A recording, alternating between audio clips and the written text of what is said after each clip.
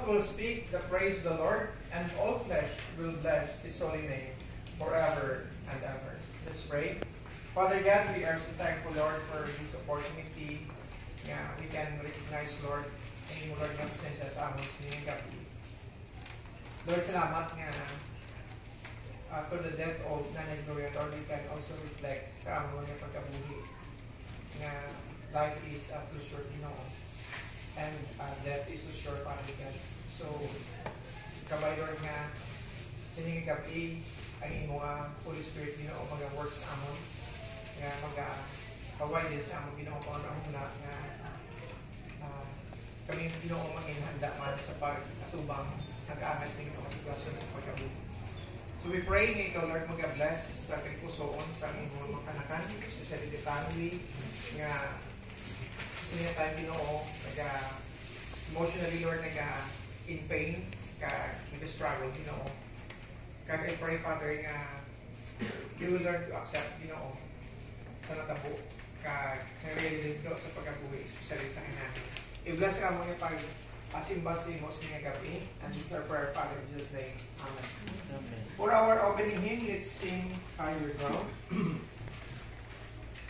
I'm praising at my feet on higher ground. My heart has no desire to stay where doubts arise and fears dismay. Though some may dwell where there's a wall, my prayer, my aim is higher ground. Lord, lift me up and let me stand by faith on heaven's stable land, a higher plane that I have found. Lord, plant my feet on higher ground. I want to live above the world, though Satan's darts at me are hurled. For faith has caught a joyful sound, the song of saints on higher ground. Lord, lift me up and let me stand by faith on heaven's stable land, a higher plane that I have found. Lord, plant my feet on higher ground.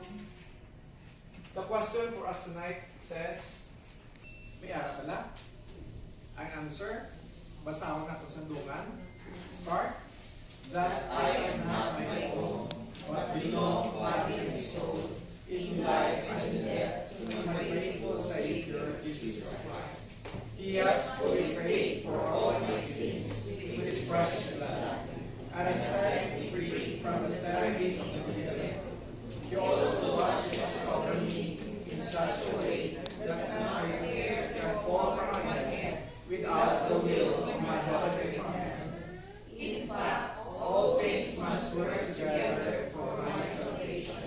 Because I belong to Him, Christ, by His Holy Spirit, assures me of eternal life, and makes me wholeheartedly willing and ready from now on to live for Him.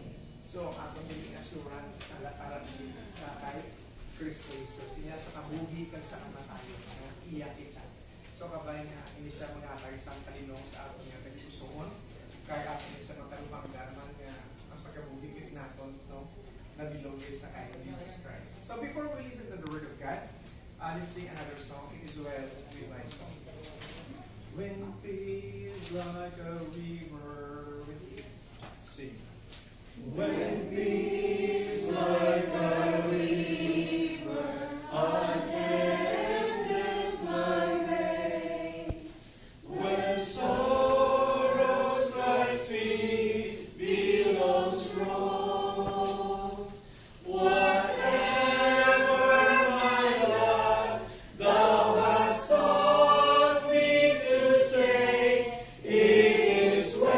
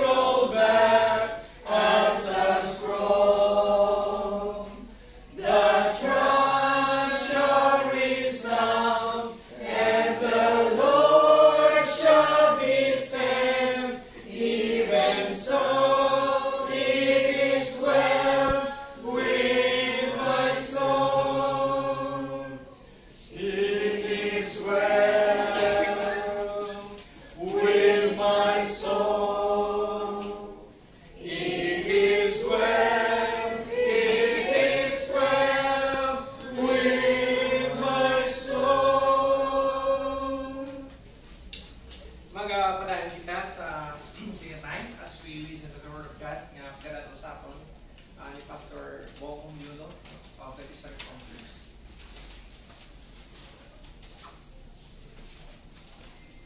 Nagkapit sa